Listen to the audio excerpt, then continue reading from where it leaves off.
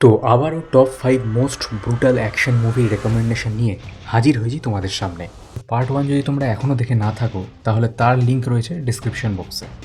তো এই ভিডিওতেও এমন 5টি ব্রুটাল অ্যাকশন মুভির কথা বলেছি যেগুলো দেখলে তোমাদের জাস্ট মাথা ঘুরে যাবে। হ্যাঁ, এবং লাস্ট যে মুভিটির কথা বলেছি সেটা অ্যাকশনের দিক থেকে সত্যি একটি মাস্টারপিস মুভি। তো চলো শুরু করা যাক আজকের ভিডিও। তো আজ প্রথমেই এমন একটি ক্রেজি অ্যাকশন মুভির কথা বলবো যেখানে একটি অফিস বিল্ডিং পুরো যুদ্ধক্ষেত্রে পরিণত হয়ে যায়। গল্পটা ডেরেক নামে এক কর্পোরেট এমপ্লয়িকে নিয়ে, যে নিজের চাকরি আর লাইফ নিয়ে অলরেডি ফ্রাস্ট্রেটেড ছিল। কিন্তু হঠাৎ একদিন বিল্ডিংয়ে ডেঞ্জারাস ভাইরাস ছড়িয়ে পড়ে। এই ভাইরাস মানুষের মধ্যে রাগ আর তাদের অন্ধকার দিককে সামনে বের করে আনে। অর্থাৎ মানুষ আর নিজের রাগ কন্ট্রোল করতে পারছিল না। এরপর অফিসের ভেতর শুরু হয় তাণ্ডব। বস এমপ্লয়িকে মারছে, এমপ্লয়ি একে অপরকে অ্যাটাক করছে, পুরো যাচ্ছে তাই কাণ্ড। তো ডেরেক বুঝতে পারে এই ক্যাওয়াসের সুযোগ নিয়ে সে নিজের এনিমিজদের বিরুদ্ধে রিভেঞ্জ নিতে পারবে। তারপর শুরু হয় ব্রুটাল সার্ভাইভাল ফাইট। মুভির অ্যাকশন সিন খুব র আর ভায়োলেন্ট, সব কিছু একদম ইন্টেন্সভাবে দেখানো হয়েছে। যদিও মুভিটা ডার্ক কমেডি স্টাইলে বানানো, তাই ব্রুটাল সিনের মাঝেও অনেক আনএক্সপেক্টেড ফানি মুমেন্টও রয়েছে। তো ডেরেক কি এই হেল লাইক বিল্ডিং থেকে বাঁচতে পারবে, নাকি রিভেঞ্জ নিতে গিয়ে আরও ডেঞ্জারাস মনস্টারে পরিণত হয়ে যাবে? তো মুভির নাম হলো মেহেম, যেটা বর্তমানে তোমরা অ্যামাজন প্রাইম এবং নেটফ্লিক্সে পেয়ে যাবে। তো এবার নাম্বার 2-এ এমন একটি রিভেঞ্জ অ্যাকশন মুভির কথা বলবো যেখানে হিরো একাই পুরো শহরের বিরুদ্ধে যুদ্ধ করে।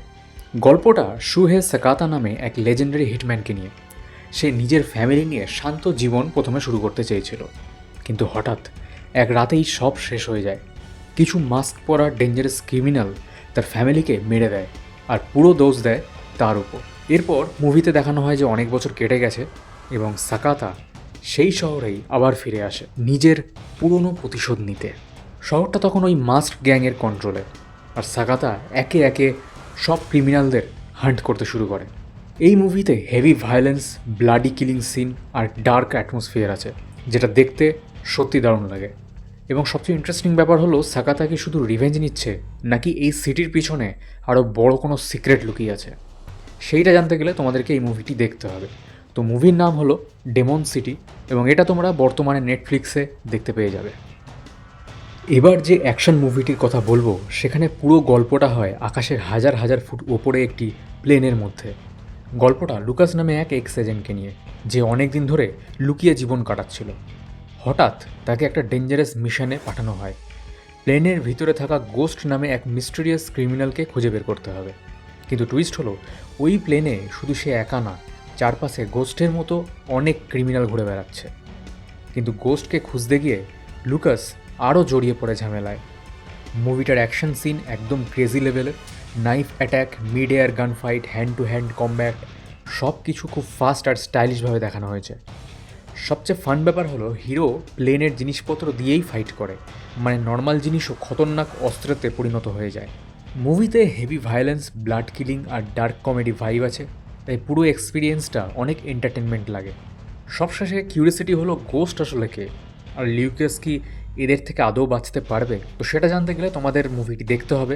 মুভির নাম হচ্ছে ফাইট অর ফ্লাইট, যেটা তোমরা অ্যামাজন প্রাইমে দেখতে পেয়ে যাবে।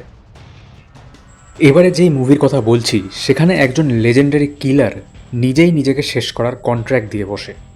হ্যাঁ, গল্পটা জয়ী ফ্ল্যাটকে নিয়ে, যে আন্ডারওয়ার্ল্ডের এক ডেঞ্জারাস ক্রিমিনাল।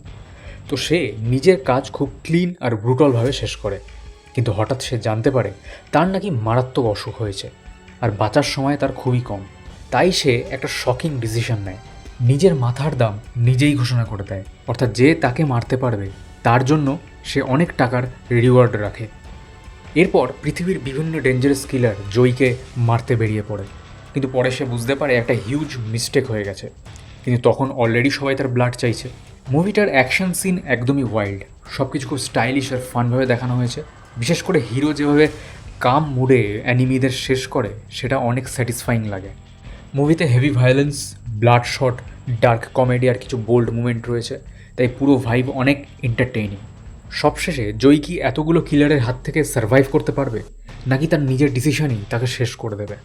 তো মুভির নাম হচ্ছে দ্য কিলার্স গেম। বর্তমানে তোমরা মুভিটি অ্যামাজন প্রাইমে দেখতে পেয়ে যাবে। তো লাস্টে যেই ব্যাডাস মুভির কথা বলবো বলেছিলাম, সেই মুভিতে মেইন হিরো আতামি কার্পি, যাকে সবাই চেনে the man who refuse to die, বা যে মরতে চেয়েও মরে না এই নামে। তো এই মুভিটার আরেকটি পার্ট রয়েছে যেটা বেরিয়েছিল 2022 সালে। সেই পার্টে একটি যুদ্ধের পর সে ভেবেছিল এবার শান্তিতে আতামি কার্পি নিজের চেনা জায়গায় ফিরে ঘরবাড়ি নতুনভাবে বানিয়ে ভালোভাবে বসবাস করবে। কিন্তু শান্তি তার কপালে নেই, কারণ অতীতে যার কারণে তার পুরো পরিবার শেষ হয়ে গিয়েছিল, সেই নিষ্ঠুর রেড আর্মি কমান্ডার আবার ফিরে আসে তাকে পুরোপুরি নিশ্চিহ্ন করতে। ব্যাস, ওখানেই শান্ত বুড়োটার ভেতরে ডেডলি জানোয়ারটা আবার জেগে ওঠে। আর এরপর শুরু হয় এক ভয়ঙ্কর আর দম বন্ধ করা মারাত্মক খেলা, যেখানে এক ফোঁটা দয়া বা ক্ষমার কোনো জায়গা নেই। পুরো মুভি জুড়ে যে লেভেলের অ্যাকশন আর হাড় কাঁপানো মারপিট দেখানো হয়েছে তা just next level. Truck chase, brutal hand fight, explosion, sniper attack, সব কিছু এত রভাবে দেখানো হয়েছে যে চোখ সরানো কঠিন। হিরো একাই পুরো শত্রু বাহিনীকে যেভাবে কচুকাটা করতে করতে এগোয়, তা দেখলে গায়ের পশম খাড়া হতে বাধ্য। কিন্তু রেড আর্মি কমান্ডারের পাতা ফাঁদ আর এই অমর বুড়োর হিংস্র প্রতিশোধের শেষ কোথায় গিয়ে থামবে, জানতে হলে তোমাদের মুভিটি দেখতে হবে। মুভির নাম হলো সিসু রোড টু রিভেঞ্জ, যেটা বেরিয়েছিল 2025 সালে, এবং এই মুভিটি তোমরা বর্তমানে জি5 নেটফ্লিক্সে দেখতে পেয়ে যাবে। তো এই ছিল 5টি মুভির রেকমেন্ডেশন। কেমন লাগলো অবশ্যই জানাও কমেন্ট করে।